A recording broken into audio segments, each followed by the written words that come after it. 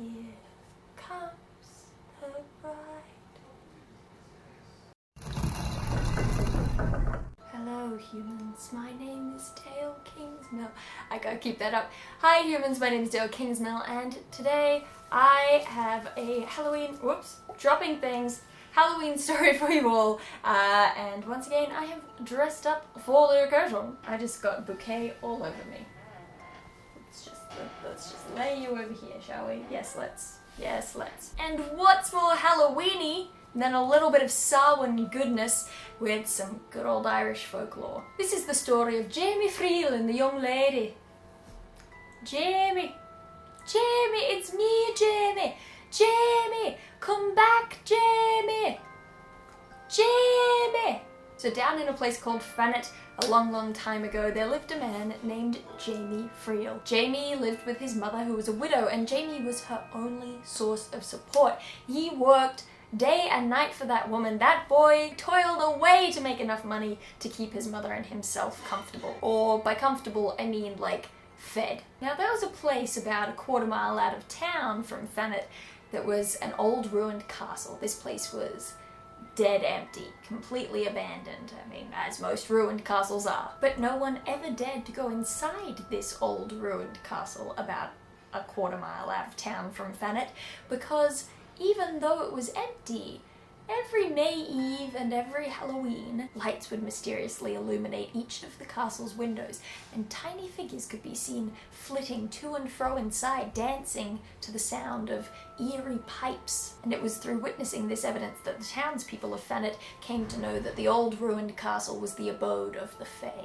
And the Fae, thems you do not want to mess with, no sir, no sirree. Now, golden boy Jamie Freel had oftentimes gone and sat on a hill watching the revelries in the castle on various solstice nights, types of times. That's those, just, you know what I'm saying.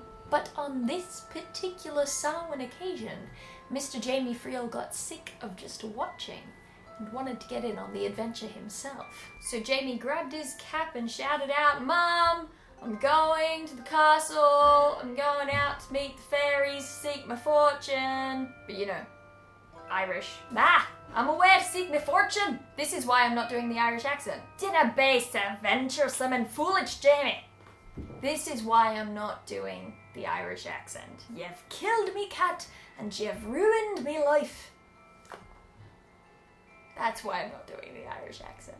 And at that moment, every Irish person watching this cringed and then sighed with relief, knowing that I was going to stop. But his mum was horrified at this concept. She was like, "Jamie, no, what are you doing?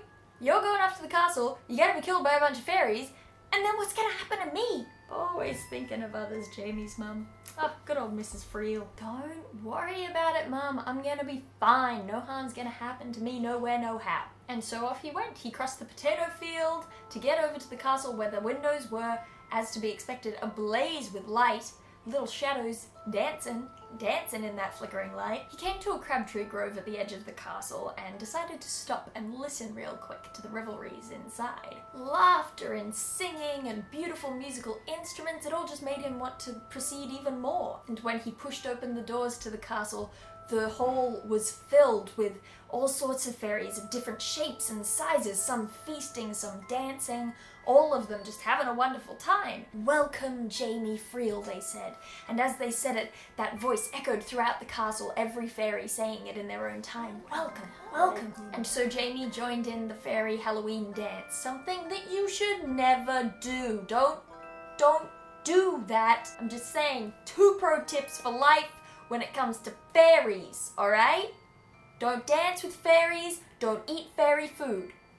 Spoiler alert, that doesn't have much to do with this particular story, but I'm just saying that it's setting a bad standard for, you know, kids and stuff, or whatever. Kids, don't dance with fairies. You'll be trapped there for 100 years. You'll get out and it'll feel like it's been one night, and then you'll find out that it's been 100 years, and then you'll just crumble to dust on what used to be your doorstep, alright? It's happened in folklore.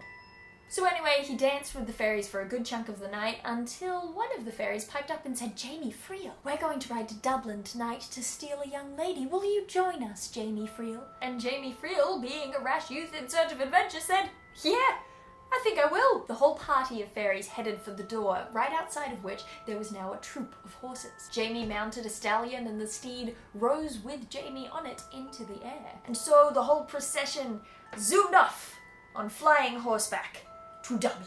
And Jamie could see underneath him all of the hills and the mountains and the valleys. Look, there's his mother's cottage. There's the town square, and everyone's having a big Halloween party and eating candy apples and like bobbing and carving pumpkins and Halloweeny stuff. And it seemed to Jamie as if the fairy parade went all the way around Ireland before heading into Dublin. And as they flew over every town, the fairies would call, "This is Derry," and repeat that town's name, just like they had Jamie Freel's welcome. And so every single town's name was called out in this manner until finally Jamie Freel heard Dublin. And then the horses began to descend towards one of the finest manors in all of Stephen's Green. Jamie hovered outside the bedroom window while the fairies climbed into this young lady's bedroom, and he saw her beautiful face lying asleep on her pillow. And then the fairies grabbed her and took her outside, and the fairies placed a half-rotted log into the bed in her place, and the log took on her form. And off again the fairies took with Jamie Freel and now the young lady. They flew around Ireland again, once more calling out the name of each town as they flew over it, and each town they hit, they passed the lady between them, so each fairy got a turn riding with her on their horse. As they went, Jamie heard the town names. Rathmullen, Milford, Tamney. And so Jamie was able to realise that they were coming up on his hometown of Faerie. He had a chance to do something, and he said to the fairies, "You've all had your turn having her ride on your horses. Won't you let me have a go?" "Certainly, Jamie Freel, you may of course have your turn of carrying her." And as the young lady was passed to him riding his flying horse, Jamie Freel entered a steep dive straight towards his mum's cottage, holding onto the lady tight under one arm. Heading straight for the door of his mother's cabin, he could hear the fairies chasing behind him, screaming, "Jamie Freel!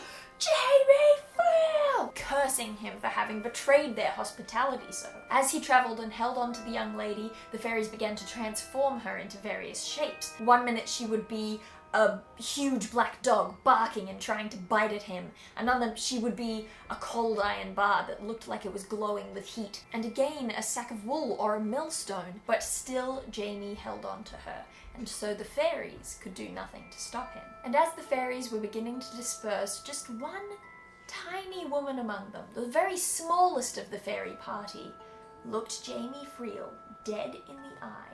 "You may have taken her from us," she said, "but it'll do no good, for I will make her deaf and dumb."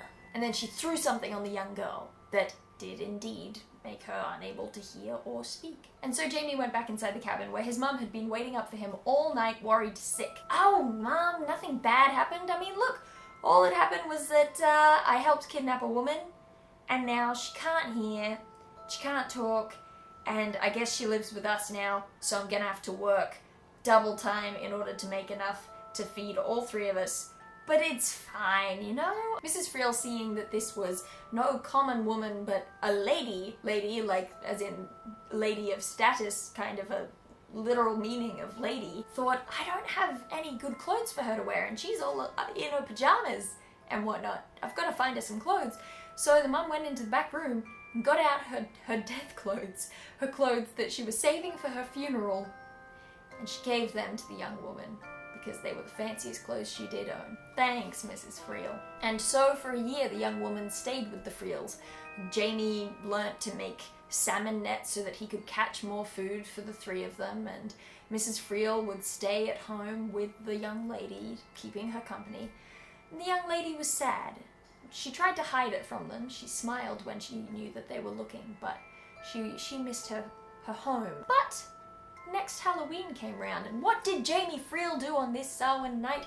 Why, of course he took his cap off from the wall and said, "Hey Mum, going off to the castle to seek my fortune." The mother nearly fainted. "Jamie, this was such a bad idea last time. What are you doing? They're gonna kill you. You stole their woman that they stole. You stole a woman from fairies who were stealing. There's a lot of thievery involved. Them fairies are bad folk. They're gonna kill you. They're like the mafia, but with magic. They're nothing like the mafia. Maybe they are like the mafia. I don't claim to know how fairies structure themselves. But off Jamie went across the potato field and into the crabtree grove in order to listen before heading into the castle, just like he had the year before. This time, while listening in at the window, he heard the voice of the tiny, creepy fairy woman saying, "Ah, that Jamie Freel. He done screwed us over last time, but at least I got revenge by taking away her speech and her hearing. And that boy doesn't even know, that poor stupid boy, that just 3 drops from this drink in my goblet would cure her instantly. Like that!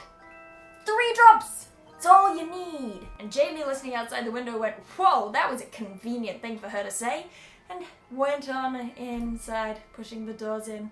Made a bit of a splash. "Oh, Jamie Freel," they said.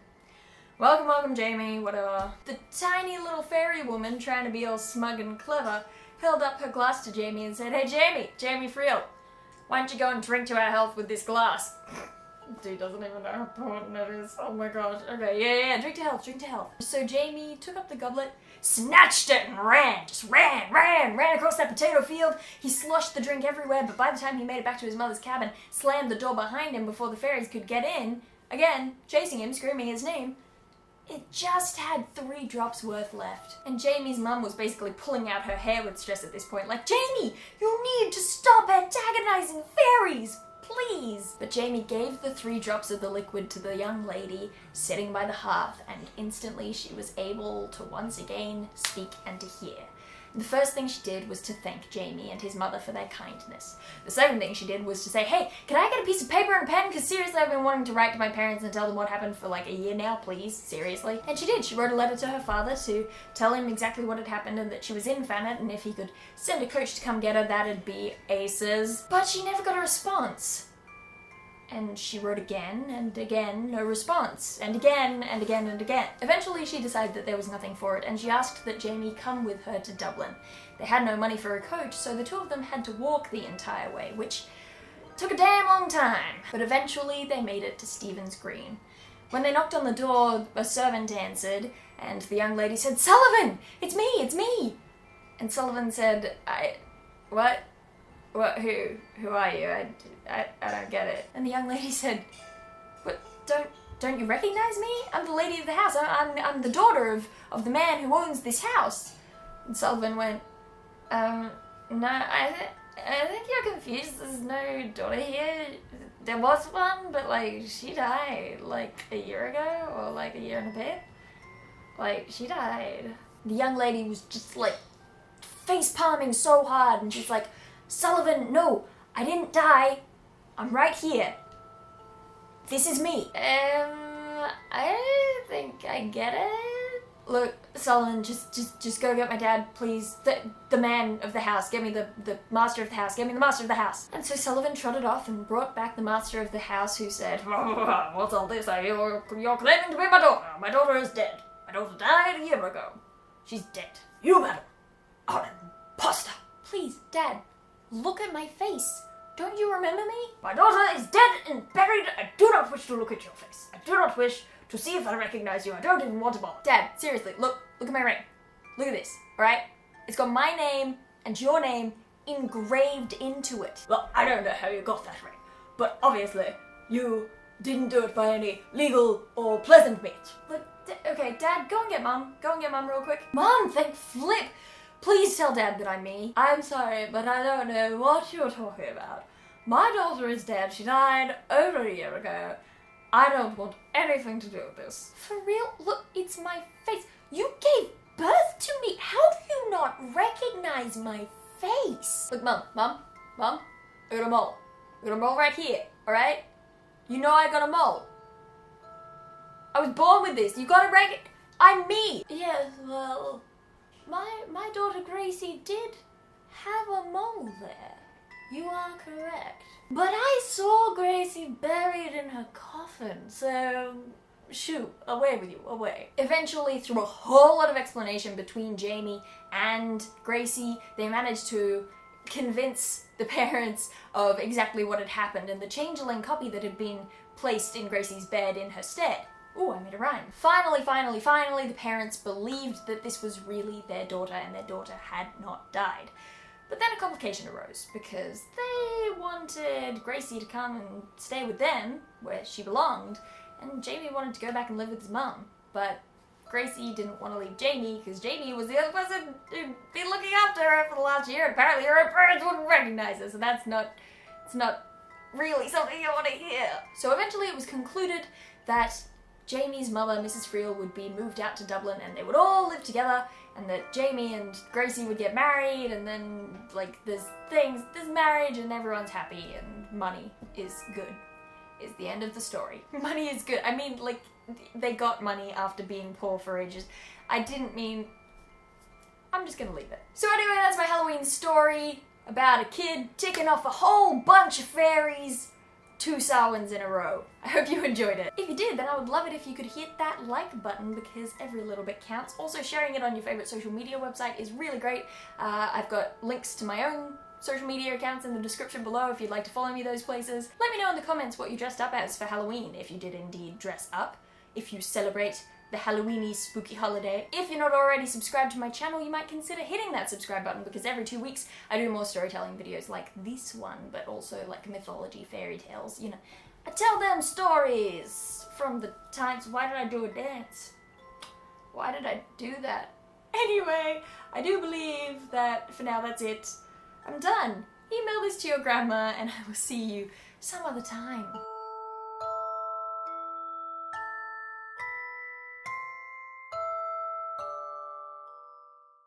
Here comes the bride, here comes the bride.